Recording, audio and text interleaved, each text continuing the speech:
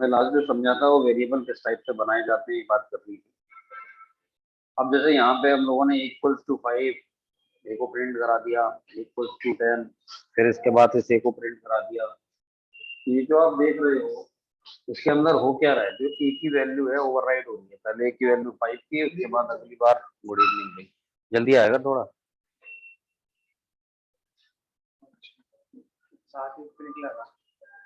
तो जो ए की वैल्यू है ओवरराइड हो रही है। यहाँ तक की बात हम नहीं कर रही थी।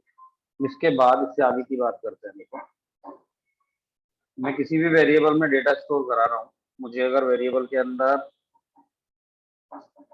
कोई डेटा स्टोर कराना है तो कैसे कर सकता हूँ। A equals to 10, B equals to 20, इस टाइप से हम लिख सकते हैं। सी इक्वल्स टू 30, जितने वेरिएबल बनाने वेरिएबल बना सकते हो। इसकी जगह पर हम क्या कर सकते हैं, मैंने 3 वेरिएबल 3 लाइनों में लिखे।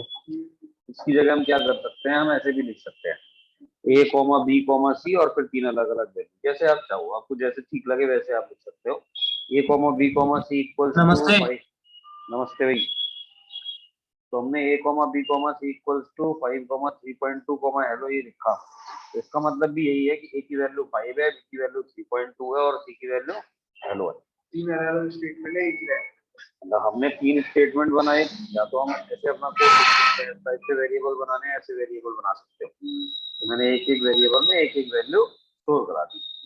ये भी एक ठीक तरीका है कि भाई हमने तीनों वैल्यू ये क्लियर है कि ए के अंदर 10 है, बी के अंदर 20, सी के अंदर 30 है।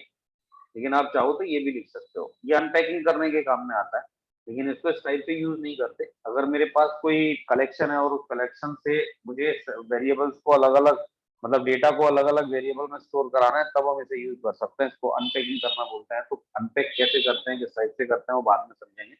फिलहाल बस ये देखो कि अगर मैंने वेरिएबल में अलग अलग वैल्यू स्टोर करानी है, मैं एक ही स्टेटमेंट लिख सकता हूँ, कॉमे के थ्रू वेरिएबल को सेपरेट करोगे और जो भी डेटा है डेटा को स्टोर करा सकते हो, प्रिंट करा सकते हो। और अगर एक ही वैल्यू सारे वेरिएबल में स्टोर करानी है, जैसे x equals to Y equals to Z equals to same लिख दिया मैंने, तो x के अंदर भी यही वैल्यू है, y के अंदर भी, z के अंदर भी। तो आप सेम वैल्यू को इस टाइप से स्टोर करा सकते हो, a equals to B equals to C equals to 10, अगर हम ये कर रहे हैं। और इसके बाद फिर यहाँ पे प्रिंट कराते हैं। मैंने प्रिंट किया ए को, ए बी सी तीनों को अगर मैं प्रिंट कराऊंगा तो मुझे जो डाटा मिलेगा ये हो गया यहाँ पे बी और यहाँ पे सी।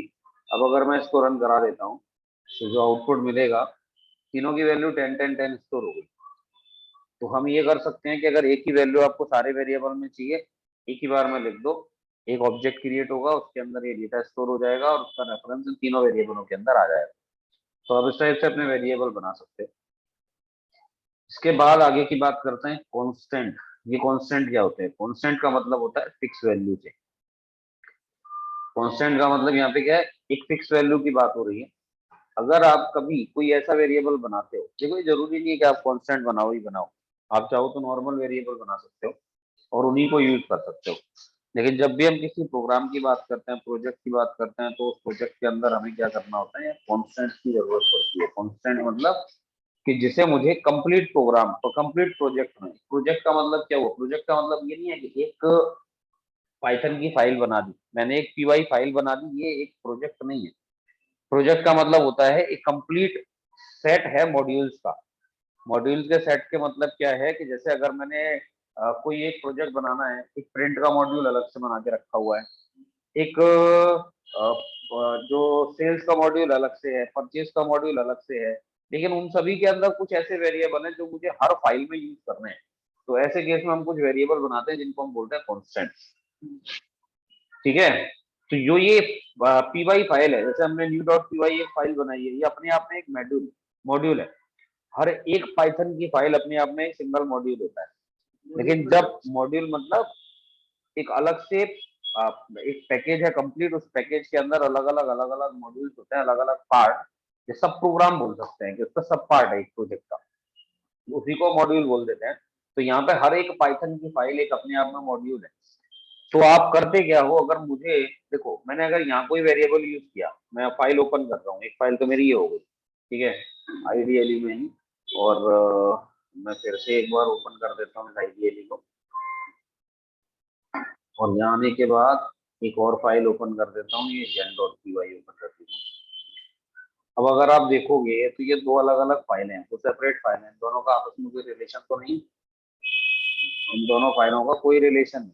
मैं यहाँ पे जो वेरिएबल यूज करूंगा वो इधर चल रहे हैं, जो इधर वेरिएबल यूज करूंगा वो इधर चल रहा है।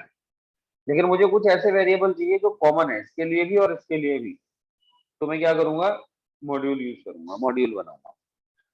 फिर जो मॉड्यूल है ये आगे टॉपिक आएगा पूरा का पूरा, तो फिलहाल हमें मॉड्यूल्स की बात नहीं करनी, कांस्टेंट की बात करनी है। कांस्टेंट का मतलब ऐसे वेरिएबल जिनकी वैल्यू हमें हमेशा फिक्स करके रखनी है और उसे कहीं पे भी हम यूज कर सकें, किसी भी दूसरी फाइल में हम उसे यूज कर सकें, उसके लिए हम बनाते हैं कांस्टेंट को। ये जो कांस्टेंट है, इन कांस्टेंट का मतलब क्या है, सिंपल वेरिएबल की तरह ही होते हैं, कुछ अलग नहीं है। जैसे आप यहाँ देखो, इनकी वैल्यू हमें चेंज नहीं करनी, और ये है कि इनकी वैल्यू हमें चेंज नहीं करनी। जैसे पाई की वैल्यू है, अब पाई की वैल्यू 3.14 है, तो 3.14 ही रहेगी, वो बदलेंगे नहीं। ग्रेविटी की वैल्यू 9.8 है तो 9.8 ही रहेगी। कोई भी हो, कैसी भी वैल्यू, अगर कोई भी ऐसा वेरिएबल बनाना है जिसकी वैल्यू आपको कभी भी चेंज नहीं करनी, आप चाहते हो कि ये वैल्यू मैं यही रखूंगा, ठीक है, तो फिर ऐसे केस में आप क्या करते हो, आप एक अलग से फाइल बना देते हो। इस फाइल का नाम कुछ भी रख सकते हो, हमने इसको constant.py नाम दे दिया। हम एक फाइल बनाते हैं और उस फाइल के अंदर ये वेरिएबल रख देते हैं। अब मैं दूसरी किसी भी फाइल में इन वेरिएबल्स को यूज कर सकता हूँ। तो जब हम मॉड्यूल यूज करेंगे तब हम उसकी बात करेंगे, फिलहाल बस इतना याद रखो कि ये जो कॉन्स्टेंट होते हैं, ये कॉन्स्टेंट का मतलब कुछ ऐसे वेरिएबल्स है जिनकी वैल्यू हमें फिक्स रखनी है, जिनकी वैल्यू हमें चेंज नहीं करनी। सबसे पहली बात तो ये मॉड्यूल क्रिएट करना पड़ेगा। मॉड्यूल का फायदा बाद में समझ में आएगा, अभी तो बस हम क्या कर रहे हैं, हम यहाँ पे सिर्फ हम मॉड्यूल की बात ही नहीं कर रहे, ये समझो मॉड्यूल की बात ही नहीं कर रहे, क्योंकि अभी कंफ्यूज हो जाओगे मॉड्यूल की वजह से। तो यहाँ पे तो हम कांस्टेंट की बात कर रहे हैं कि कांस्टेंट जो होता है वो कांस्टेंट कैसा होना चाहिए। कांस्टेंट का मतलब ऐसी वैल्यू जिनकी वैल्यू हमें कहीं भी चेंज नहीं करनी, जिस डेटा को हमें कहीं चेंज नहीं करना, सिर्फ उसे किसी कैलकुलेशन में या कहीं पे यूज करना है हमें, तो उन चीजों के लिए हम कांस्टेंट बनाते हैं। ये जो कांस्टेंट होते हैं, इसको हमेशा आप कैसे यूज करोगे, कैपिटल लेटर में। इसके वेरिएबल का नाम जो होगा, आइडेंटिफायर का जो नाम होगा, वो क्या होगा, कैपिटल लेटर में। स्मॉल लेटर में भी बनाओगे तो मना नहीं है। Constant are usually declared and assigned on a module. Inside the module, constants are written in all capital letter and underscore separating the word. तो हम जब इसे यूज करते हैं, अगर कोई अंडरस्कोर अगर आप यूज करना चाहो तो कर सकते हो, दो वर्ड से मिलकर के किसी ना का नाम लिख रहे हो तो बीच में अंडरस्कोर यूज कर लो, लेकिन बनाओगे आप क्या, कैपिटल। स्पेस कहीं आता ही नहीं है वेरिएबल के नाम में, आइडेंटिफायर के नाम में स्पेस तो कहीं आएगा ही नहीं, स्पेस या स्पेशल सिंबल यूज नहीं होगा, सिर्फ अंडरस्कोर यूज कर सकते हैं। तो यहाँ पे एक कैपिटल लेटर से बनाने हैं, ये याद रखना बस, बाकी कुछ नहीं। इसे यूज कैसे करोगे दूसरी फाइल में, तो दूसरी फाइल में यूज करने का तरीका ये है, आपको इंपोर्ट कराना है और इंपोर्ट कराने के बाद आप उसको प्रिंट करा सकते हो, ठीक है। अब constant.py इंपोर्ट आपने क्या किया, कांस्टेंट को, कांस्टेंट क्या था, हमारी फाइल का नाम, तो इसको इस तरीके से यूज कर सकते हैं। ये मॉड्यूल जब देखेंगे, जब मॉड्यूल में यूज करेंगे तब बात करेंगे, इसकी फिलहाल नहीं। तो बस ये याद रखो, जो कांस्टेंट है वो कुछ ऐसे वेरिएबल है जिनकी वैल्यू हमें फिक्स करके रखनी है, जिनके डेटा को हमें कभी चेंज नहीं करना, और जिनका नाम जो होगा वो कैपिटल लेटर में लिखना है, ठीक। Rules and naming convention for variable and constant, तो ये तो कल ही हमने बात कर ली थी, तो इसमें नया कुछ नहीं है, इसको एक बार पढ़ लेना। और कुछ इसमें स्पेशल कोई चीज नहीं है, सब कुछ वही है। स्पेशल सिंबल यूज नहीं होते, डिजिट से स्टार्ट नहीं होता, अल्फाबेट आप यूज कर सकते हो, अंडरस्कोर आप यूज कर सकते हो, मीनिंगफुल नाम होना चाहिए, वो सारी की सारी बातें उसी टाइप की चल रही है।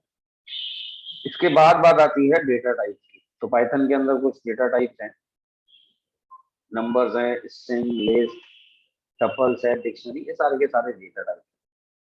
तो जब भी आप कोई वेरिएबल बनाते हो या कुछ डेटा स्टोर कराते हो, तो आपको किस टाइप के डेटा टाइप को यूज करना है, या आपको डिसाइड करना होता है अपने डेटा के अकॉर्डिंग, कि आपका डेटा क्या है, आपको उस डेटा को किस में स्टोर करना है। अगर एक कंप्लीट नंबर है तो हम इंटीजर जैसे यूज कर लेते हैं, टेक्स्ट है तो हम स्ट्रिंग की बात करने लगते हैं। यहाँ पे स्ट्रिंग, टेक्स्ट किसी का नाम स्टोर करना है, वर्ड स्टोर करना है, तो स्ट्रिंग की बात आ जाती है, ठीक है। फ्लोट जो होता है वो डेसिमल के लिए यूज हो जाता है। तो सबको प्रोग्रामिंग के बारे में इतना पता है तो सब लोग जानते हो, ये सारे के सारे जो भी है ये सब अलग अपने आप में टॉपिक है, इनको हम आगे समझेंगे। अब बात आती है कन्वर्जन की, कि जो डेटा टाइप्स होते हैं उनको एक टाइप से दूसरे टाइप में कन्वर्ट कैसे करोगे। तो उसको कन्वर्ट करने के लिए यहाँ पे कुछ फंक्शंस बने हुए हैं, जैसे इंट फंक्शन है, इंट जो है ये इंट क्या करता है, ये डेसिमल वैल्यू को इंटीजर में कन्वर्ट करके दे रहा है। आपके पास कोई भी अगर वेरिएबल है और उस वेरिएबल को आप क्या करना चाहते हो, उसके डेटा को कन्वर्ट करना चाहते हो एक टाइप से दूसरे टाइप में, तो ऐसे केस में आपको क्या करना होता है, टाइप कास्टिंग। ये टाइप कास्टिंग दो अलग अलग टाइप की होती है। एक तो होती है इम्प्लिसिट टाइप कास्टिंग और दूसरी होती है एक्सप्लिसिट टाइप कास्टिंग। तो यहाँ पे जो आप देख रहे हो, जैसे हम यहाँ मेथड यूज कर रहे हैं फ्लोट, और फिर मैंने 5 बता दिया, 5 एक न्यूमेरिक वैल्यू इंटीजर वैल्यू थी, तो यहाँ पे क्या डिस्प्ले कर रहा है आपको, 5.0 डेसिमल वैल्यू डिस्प्ले करा रहा है। इसी तरीके से मैंने इंट 5.6 लिखा, 5.6 एक फ्लोट वैल्यू है, डेसिमल वैल्यू है, लेकिन जब हमने उसको इंट कर दिया तो वो सिर्फ इंटीजर में उसको डिस्प्ले करा रहा है। तो ये टाइप कास्टिंग हो रही है। str25 एक इंटीजर वैल्यू है, लेकिन जब आप उसके आगे str लगाते हो तो अभी स्ट्रिंग बन गई। तो स्ट्रिंग में कन्वर्ट होने से वैल्यू क्या मिल गया, 25 ये सिंगल कोड के अंदर हम दिखा रहे हैं। तो ये जो बन गए ये टाइप कास्टिंग हो रही है। तो टाइप कास्टिंग तो अलग अलग टाइप से की जा सकती है। टाइप कास्टिंग एक इम्प्लिसिट टाइप कास्टिंग और दूसरी एक्सप्लिसिट टाइप कास्टिंग। इस प्रोग्राम को, इस कोड को हम एक काम करते हैं, रन करा के देखते हैं जिससे समझ आ जाए कि टाइप कास्टिंग चल कैसे रही है। एक फाइल मैंने बंद कर दी, इस कोड को यहाँ पे मैंने पेस्ट कर दिया है, ठीक है, और इसको सेव कर दिया। अब आप यहाँ देखो ध्यान से कि जो मेरा नंबर है, एक ये नंबर 123 लिया हुआ है, 123 इंटीजर टाइप का है। हमने उसके नाम में अंडरस्कोर इंट ऐड कर दिया है जिससे कि समझ में आ जाए कि हाँ ये इंटीजर टाइप का था। एक हमने फ्लोट टाइप यूज किया हुआ है, नंबर 1.23 है, डेसिमल वैल्यू। अब हम कर क्या रहे हैं, इन दोनों नंबरों को प्लस कर रहे हैं, इंटीजर नंबर को भी और फ्लोट को भी, दोनों को प्लस कर रहे हैं। तो रिजल्ट कैसा आएगा, अगर मैं इंटीजर इंटीजर को प्लस करता हूँ तो जो रिजल्ट है वो इंटीजर टाइप का मिलेगा। लेकिन अगर मैं इंटीजर और फ्लोट को प्लस करूंगा तो रिजल्ट कैसा मिलेगा, वही 123 और 1.23, तो 124.23 रिजल्ट आएगा, फ्लोट में आएगा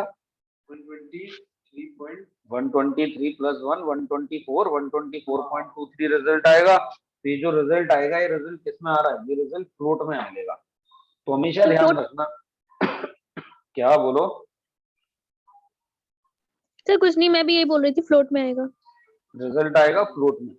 अब ये रिजल्ट फ्लोट में खुद ब खुद आ गया, खुद से कन्वर्ट हो गया ये फ्लोट में। तो ये क्या है, इम्प्लिसिट टाइप कास्टिंग है। जब आप दो अलग अलग टाइप के डेटा के ऊपर कोई ऑपरेशन परफॉर्म कराते हो तो वो किसी एक टाइप में तो कन्वर्ट होगा।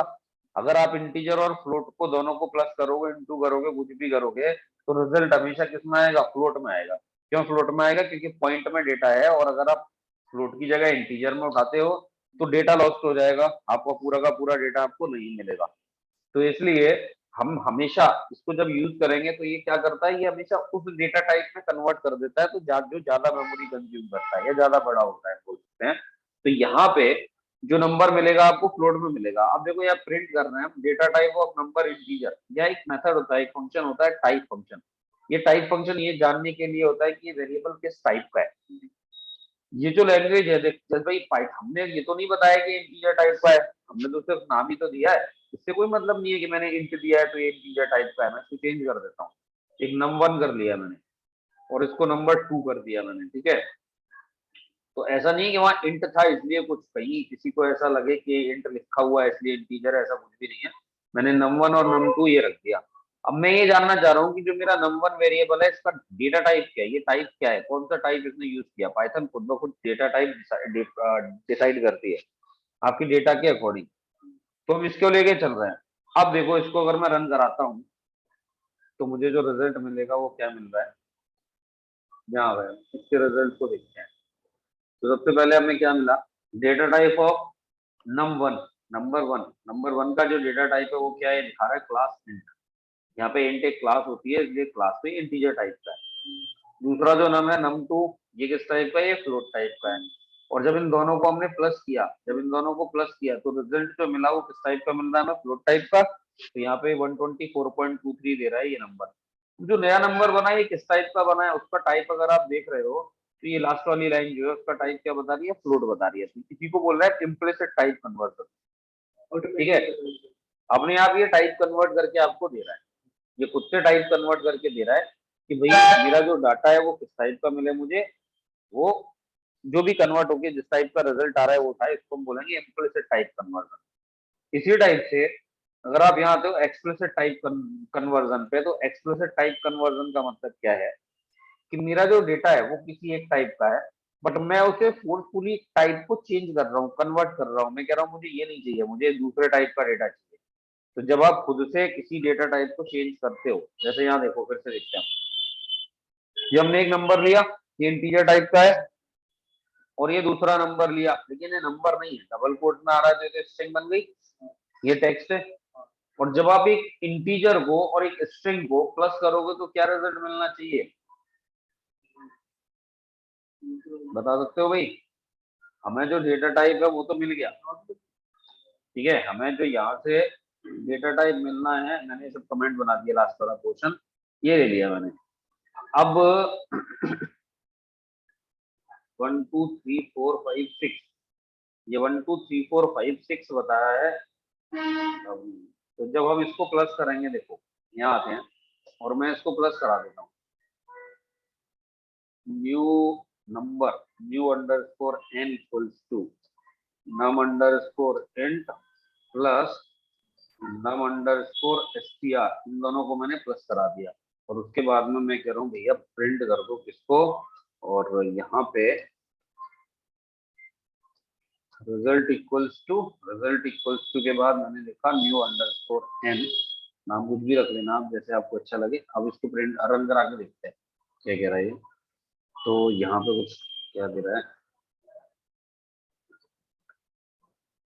देखो ये रिजल्ट ये दे रहा है, देखो ये कह रहा है यहाँ पे unsupported operand type for plus integer and STR. आप एक इंटीजर को और आप एक स्ट्रिंग को, इन दोनों को प्लस करने की कोशिश कर रहे हो, आप एक इंटीजर को और एक स्ट्रिंग को प्लस करने की कोशिश कर रहे हो, तो पाइथन यहाँ पे एक एरर दे देता है। पाइथन ये कह रहा है भाई इंटीजर और एसटीआर को मैं प्लस नहीं कर सकता, या तो आप इंटीजर इंटीजर बता दो, या फिर अगर मैं स्ट्रिंग स्ट्रिंग कर दूं तो, एक बार स्ट्रिंग स्ट्रिंग देखते हैं, मैंने स्ट्रिंग कर दी दोनों, और इसके बाद अब रन कराता हूँ। अब ये क्या कह रहा है देखो, तो अब कोई नहीं, एरर नहीं आ रहा, 1 2 3 4 5 6 अब ये मिल रहा है हमारे को। तो जो ये 1 2 3 4 5 6 है ये कब मिलेगा, जब आप स्ट्रिंग को स्ट्रिंग के साथ प्लस करोगे। अगर आप स्ट्रिंग को स्ट्रिंग के साथ प्लस करते हो तो ये कॉन्केटिनेट करता है, ये करेगा कॉन्केटिनेट। लेकिन अगर मैं एक इंटीजर को और एक स्ट्रिंग को प्लस करूं, एक इंटीजर को और एक स्ट्रिंग को प्लस करूं, तो पाइथन हमें एरर देता है। अगर यहीं पे हम जावा वगैरह में कर रहे होते तो कॉन्केटिनेट कर देता, बट यहाँ पे पाइथन ये अनसपोर्टेड ऑपरेंड है। पाइथन ये कहता है कि अगर आप प्लस ऑपरेटर यूज कर रहे हो तो डेटा टाइप ऐसा होना चाहिए जिसपे इस चीज को, प्लस को, एडिशन को परफॉर्म किया जा सके। तो या ये आपको बात समझ में आ गई होगी कि इसको कन्वर्ट नहीं कर पा रहा, तो अब आपको करना क्या है, अब आपको करनी पड़ेगी टाइप कास्टिंग। मुझे तो प्लस करना है, मेरे पास डेटा 4 5 6 है और एक 1 2 3 है, अब मुझे प्लस तो करना है।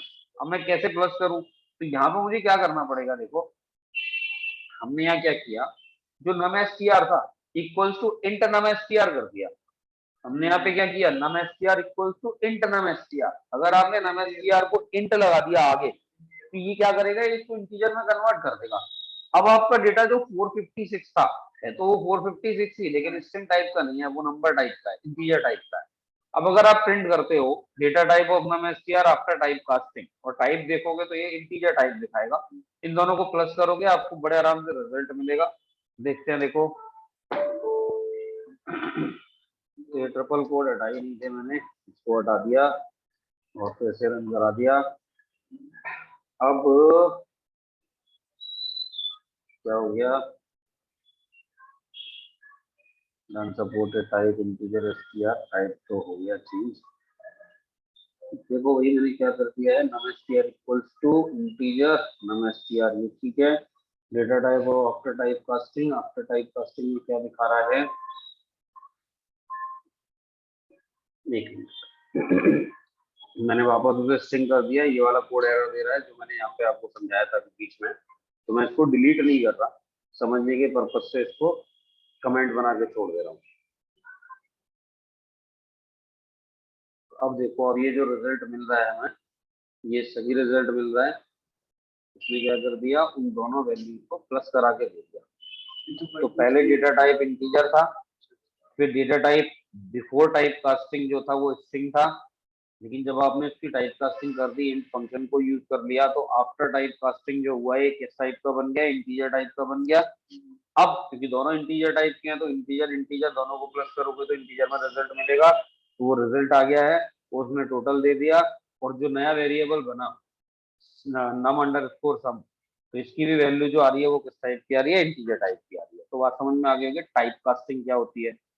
जैसे एक तो हमने ये समझ लिया टाइप कास्टिंग क्या होती है, ठीक है। इम्प्लिसिट टाइप कास्टिंग और एक्सप्लिसिट टाइप कास्टिंग, ध्यान रहे इम्प्लिसिट टाइप कास्टिंग का मतलब वो टाइप कास्टिंग जिसके अंदर डेटा एक टाइप से दूसरे टाइप में खुद ब खुद कन्वर्ट हो सकता है। अगर पॉसिबल होगा तो हो जाएगा, और पॉसिबल नहीं होगा तो नहीं होगा, एरर मैसेज मिल जाएगा। तो हमें ये चीज ध्यान रखनी होगी, अदरवाइज हमें एक्सप्लिसिटली उसको टाइप कास्ट करना पड़ेगा। तो टाइप कास्टिंग के फंक्शन आपके पास है कौन से, फ्लोट है, इंट है, str है, और भी मेथड होते हैं जिसके थ्रू आप लिस्ट में या टपल में या सेट में किसी में भी डेटा को कन्वर्ट करवा सकते हो। लेकिन फिलहाल अभी हम फ्लोट, इंट और str से सिर्फ यूज कर रहे हैं। अब इसके बाद आगे बढ़ते हैं प्रिंट फंक्शन। तो जो प्रिंट फंक्शन आप देख रहे हो, ये प्रिंट फंक्शन तो आपको बता ही दिया था, प्रिंट स्टेटमेंट कैसे लिखते हैं। हाँ, प्रिंट भी फंक्शन है। तो इस प्रिंट फंक्शन के अंदर हम क्या कर रहे थे, कोई मैसेज प्रिंट करना है उसको प्रिंट करा रहे थे। किसी वेरिएबल की वैल्यू प्रिंट करानी है तो हम डायरेक्ट प्रिंट करा सकते हैं। मैसेज के साथ वेरिएबल की वैल्यू चाहिए तो पहले सिंगल कोड में या डबल कोड में हमने यहाँ पे मैसेज दिया हुआ है, और कॉमा लगाने के बाद हम वैल्यू को प्रिंट करा देते हैं। ये साथ में एंड और लगा हुआ है, ये क्या कर रहा है इसको देखते हैं। देखो यहाँ पे ये सब मैं डिलीट कर दे रहा हूँ। मैंने यहाँ पे लिखा a equals to 10, b equals to 20, और अब मैंने यहाँ पे किया प्रिंट, और प्रिंट करने के बाद value of a equals to और फिर a, ये प्रिंट करा दिया। इसके बाद ये स्टेटमेंट एक बार फिर से प्रिंट करा दिया, इसमें b इक्वल्स टू, अब चलो मैं यहाँ पे लिख देता हूँ एंड b इक्वल्स टू और फिर b की वैल्यू, इसको रन कराते हैं। जैसे हम इसे रन कराएंगे जो रिजल्ट मिला वो ये मिला, value of a equals to 10 and b equals to 20। इसमें किसी को कोई दिक्कत तो होगी नहीं, सिंपल प्रिंट हो रहा है। मुझे लेकिन करना क्या है, मुझे जो ए की वैल्यू के बाद जो एंड करके अलग से मैं प्रिंट करा रहा हूँ, ये मुझे इसके साथ ही प्रिंट करना है। एक तरीका तो ये था कॉमा लगा के मैं लिख देता तो आ जाता, लेकिन हम अलग अलग प्रिंट स्टेटमेंट लगा रहे हैं, तो हम इस केस में क्या करेंगे, एंड इक्वल्स टू, और एंड इक्वल्स टू करने के बाद यहाँ बीच में मैंने एक स्पेस दे दिया है, ठीक है। तो रिजल्ट देख रहे हो यार, जो भी आप यहाँ पे कैरेक्टर रखोगे वो आएगा, बीच में आप स्पेस नहीं देते हो, कुछ और बना दो। यहाँ पे एरो टाइप का बना दिया, कुछ भी बना सकते हो आप। तो ये लिखा हुआ बना हुआ आ जाएगा, तो ये सिंबल आ गया जो आप चाहो। ये एंड कर क्या रहा है, ये कह रहा है कि दूसरी लाइन में प्रिंटिंग नहीं करानी है हमें इसी लाइन में एंड जो करे वो स्लैश एन से ना करे, मतलब जब एक लाइन को ये खत्म करता है तो एक साइड से एंटर की लगाता है। अगर हमने स्पेस नहीं दिया, ब्लैंक ऐसे ही छोड़ दिया और फिर रन करा दिया, तो फिर ये स्पेस नहीं आएगा। तो ये एंड सिर्फ ये कहता है कि भाई एंड में यहीं पे एंड हो रहा है और दूसरा जो प्रिंट स्टेटमेंट वो इसके आगे प्रिंट होगा। तो इस तरीके से आप प्रिंटिंग करवा सकते हो। तो ये बात होगी खत्म हमारी प्रिंटिंग। इसी प्रिंटिंग में एक और फॉर्मेटिंग होती है, आउटपुट फॉर्मेटिंग। आप इस टाइप से भी प्रिंट करा सकते हो, डॉट फॉर्मेट करके। अगर आप चाहते हो ऐसे प्रिंट कराना तो इस टाइप से भी लिख सकते हो। सिर्फ आपको क्या करना है, वैसे तो हमारे पास प्रिंट स्टेटमेंट है ही, हम उससे प्रिंट करा ही रहे हैं, लेकिन ये तरीका भी यूज कर सकते हो। ये यूज कर लिया हमने, वैल्यू ऑफ ए इज, यहाँ पे कर्ली ब्रैकेट लगेंगे एंड वाई, और उसके बाद फिर कर्ली ब्रैकेट। तो ये कर्ली ब्रैकेट आपको बताते हैं कि यहाँ पे मुझे वैल्यू चाहिए, किसकी वैल्यू चाहिए, तो आगे डॉट फॉर्मेट और यहाँ वेरिएबलों के नाम, ये ए रख दिया, ये बी रख दिया। तो पहले ए वेरिएबल है वो इधर प्रिंट हो जाएगा, जो बी की वैल्यू है वो इधर प्रिंट हो जाएगी। यहाँ पे एक कोड आ रहे हैं, यहाँ पे कर्ली ब्रैकेट्स आ रहे हैं, उधर क्या आ जाएगा, उन वेरिएबलों की वैल्यू आ जाएगी। तो अगर आपको ये अच्छा लगता है तो इस फॉर्मेट में भी प्रिंटिंग करवा सकते हो, अगर ऐसे ठीक लगता है तो। और ये तरीका तो है ही, आप चाहो तो ऐसे प्रिंट करा लो, चाहो तो इस टाइप से प्रिंट करा लो, जैसे आपको ठीक लगे वैसे प्रिंट करवा सकते हो आप। तो ये प्रिंटिंग करने के दोनों तरीके हैं। इसके बाद बात आती है इनपुट कराने की, यूजर से डेटा इनपुट कैसे कराना है। तो यूजर से इनपुट कराने के लिए एक मेथड मिलता है आपको, जो कि क्या है, इनपुट। यहाँ ए इक्वल्स टू, जैसे मैं 5 कर लेता हूँ, मुझे 5 नहीं चाहिए, मैं चाहता हूँ यूजर से वैल्यू इनपुट कराऊं, तो मैंने इनपुट कराया, इनपुट, और यहाँ कर दिया मैंने एंटर एनी नंबर। ठीक है भाई, मैं यहाँ प्रिंट करा देता हूँ, प्रिंट, और प्रिंट करा दिया, ये कोई प्रिंट करा दिया, रन कराते हैं इसको। ठीक है, अब ये पूछेगा आपसे नंबर बताओ, मैंने नंबर दे दिया टैब, इसने एक ही वैल्यू प्रिंट करा दी। ठीक है, अब इसी में मैं फिर से वैल्यू इसको रन करा रहा हूँ, मैंने यहाँ पे लिख दिया आगरा और एंटर कर दिया, तो इसने आगरा दे दिया आपको। ठीक है, हम नंबर तो मैसेज है ना, हम इनपुट तो कुछ भी करा सकते हैं, तो इसने आगरा दे दिया, तो अब ये वेरिएबल किस टाइप का बन गया, ये स्ट्रिंग टाइप का बन गया। अब मैंने क्या किया, यहाँ देखो, एक ए नंबर ले लिया और स्ट्रिंग लिखा था, ये जो स्ट्रिंग जो टाइप हो रहा है, इससे भी मतलब थोड़ी है, ये तो तुम मैसेज कुछ भी दे दो, ये तो मैसेज है ना, मैसेज तो हम कुछ भी दे सकते हैं, इनपुट तो बस वैल्यू इनपुट करवा रहा है। यहाँ मैंने बी कर दिया, अब मैं सी इक्वल्स टू करता हूँ ए प्लस बी, और फिर इसको रन कराता हूँ, एंटर कर दिया, एक नंबर दे दिया, दूसरा नंबर दे दिया। अब एंटर एनी नंबर, मैंने एक 6 दिया था, सी करते हैं यहाँ पे, तो एक नंबर दे दिया, और ये नंबरों पे काम कर भी रहा है, देखो यहाँ पे नंबर पे काम कर रहा है, लेकिन क्या किया इसने, ध्यान से देखो जरा, इसने ये प्लस किया है, क्या ये सही है? कैसे रन करा देता हूँ, मैंने बंद कर दिया, मैंने यहाँ पे 67 दे दिया है, 21 कर दिया, अब ये रिजल्ट इसने 6721 दिया है। ऐसा क्यों किया, ये सब बात समझ में आ रही है, ऐसा क्यों किया इसने? सर डेटा टाइप नहीं लगाया ना आपने? हाँ, डेटा टाइप मैंने नहीं लगाया, तो कहाँ पे लगाना है डेटा टाइप, हमें क्या करना है, हमें इसकी टाइप कास्टिंग करनी पड़ेगी। हमेशा ध्यान रखो, जो इनपुट मेथड तो है, वेरिएबल डिफाइन नहीं किया है अभी।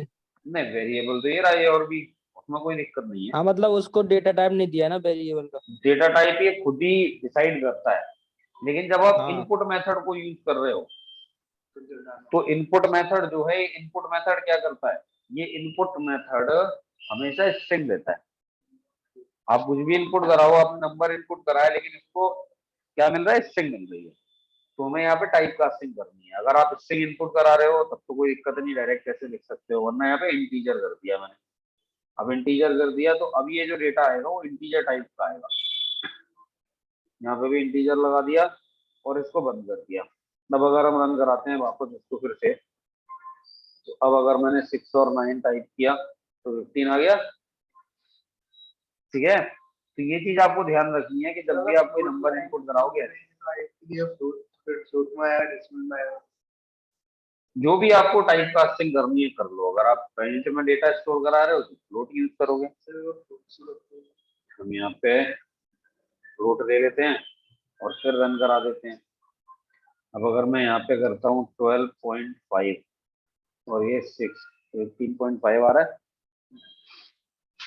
ठीक है, अगर मैं यहीं पे रन कराता हूँ इसको, यहाँ दे देता हूँ 12.5 और यहाँ दे दिया 8.5, रिजल्ट देखते हैं। देखो अभी इंटीजर में convert, invalid lateral for integer, ये जो 8.5 हमने इनपुट किया है तो इंटीजर टाइप है, तो मना कर रहा है, ये एरर आ रहा है यहाँ पे। तो ये आपको ध्यान रखना है, आपको जैसी वैल्यू इनपुट करानी है उस डेटा टाइप को यूज करना पड़ेगा इधर। और जो इनपुट मेथड है वो स्ट्रिंग इनपुट करवाता है। अगर आपको कोई स्ट्रिंग, आप कह रहे हो कि enter your name, enter city, enter state, enter country, ऐसा कुछ भी जहाँ पे स्ट्रिंग आ रही है, एंटर योर एड्रेस, तो आप कुछ मत बदलो, सीधे चलता रहेगा। या फिर str लगा दो, तो str स्ट्रिंग में कन्वर्ट करने की बात करता है। ठीक है, तो वो आप यहाँ पे कर सकते हो, str यूज करोगे स्ट्रिंग के लिए, इंटीजर इंट इंटीजर के लिए, और फ्लोट के थ्रू आप डेसिमल में वैल्यू को चेंज कर सकते हो, कन्वर्ट कर सकते हो। तो ये तो समझ ही गए। अब यहाँ पे कुछ प्रोग्राम्स हैं, ये प्रोग्राम हमें बनाने हैं, मैं बस एक प्रोग्राम करके दे रहा हूँ, बाकी के आप लोगों को करने हैं। अर्जुन ने कर लिए थे, भेज ही लिए थे, फिर भी एक बता देता हूँ मैं, एक कैसे होना है, किस टाइप से लिखना है, बाकी सब आपको करना है। तो प्रोग्राम हमारा क्या था, एरिया ऑफ रेक्टेंगल। प्रोग्राम हमने जो बनाना है, पहला प्रोग्राम है इसके अंदर एरिया ऑफ रेक्टेंगल। अब ये बिल्कुल सिंपल से प्रोग्राम है, हम यहीं पे चेंज कर लेते हैं। फ्लोट कर दिया मैंने, और वेरिएबल मैंने एक ही जगह ऐड ले लिया लेंथ के लिए, यहाँ चेंज कर देता हूँ मैं, डेंटल लेंथ, और इसको चेंज कर देते हैं हम। सर कॉलम भी लगा दीजिए। ध्यान तो अब कोलन वैसे ही अच्छा लिखने के लिए, और कोलन जरूरी नहीं है भाई, कोलन कोलन वैसे लगा सकते हो। और मैंने यहाँ पे कर दिया L इंटू बी, और क्योंकि एरिया है सी से भी मना नहीं करेगा, लेकिन AR लिख दूं तो ज्यादा अच्छा है। मीनिंगफुल बनाओ हमेशा वेरिएबल, जिससे पता रहे कौन सा किस लिए यूज किया होगा, तो लेंथ के लिए, वेट के लिए और एरिया। और इसके साथ अगर आप मैसेज भी देना चाहो तो यहाँ दे दिया area of rectangle equals to, और AR F5 करते हैं, क्या मैंने F5 कर दिया, रन करा दिया, तो इसमें लेंथ पूरी मैंने यहाँ पे 23 दे दिया, ये 9207.0 आ गया, फ्लोट में था इसलिए 0.0। वैसे सर फ्लोट में जरूरी नहीं है, हमें फ्लोट में इनपुट करना पड़ेगा अपने मान लो। वो तो आ जाएगा, अगर इंटीजर इनपुट करोगे तो 0.0 लगा देगा वो फ्लोट करने के लिए। तो इतनी बात तो अब समझ में आ गई होगी, इसमें तो कोई डाउट किसी को होगा नहीं कि किस टाइप से हमें प्रोग्राम बनाने हैं। हमने ये समझ लिया वेरिएबल कैसे बनते हैं। अगर किसी वेरिएबल का टाइप देखना है तो कैसे देखेंगे, टाइप कास्टिंग कैसे करनी है, इनपुट कैसे कराना है, प्रिंट स्टेटमेंट किस टाइप से लिखना है, और जो एंड है वो एंड कैसे लगाना है, ये सारी बातें हमने समझ ली है। अब ये क्लास एंड होने वाली है तो रिकनेक्ट करना है, ठीक है। तो मैं इसको, ये सब तुमने जो प्रोग्राम भेजा है, तुमने प्रोग्राम तो मुझे भेज दिया है, लेकिन अभी ये व्हाट्सएप पे जो मुझे दिखाई दे रहा है उसमें कुछ ऐसे पता नहीं लग रहा है। एरर तो मुझे इसको पहुंचाने के बाद ही पता लगेंगे, एरर है लेकिन सही है, और इंटेंट गलत हो रहे हैं, इफ में एल्स में स्पेसेस कम ज्यादा दिख रहे हैं। तो उसको देख के उसको फिर बताता हूँ, मतलब उस प्रोग्राम को इसको पहुंचा के तुम्हें भेज दूंगा उसको पहले ही ठीक सर करके। आपने भेजिए। ये अर्जुन ने भेजे हैं, उसने बना के। खैर इस फाइल को यही खत्म करते हैं। क्या रिजॉइन करनी है, रिजॉइन। हाँ हाँ, रिज्वाइन करना है। इसने जो प्रोग्राम भेजा है वो मैं ग्रुप पे भेज दे रहा हूँ, ठीक है।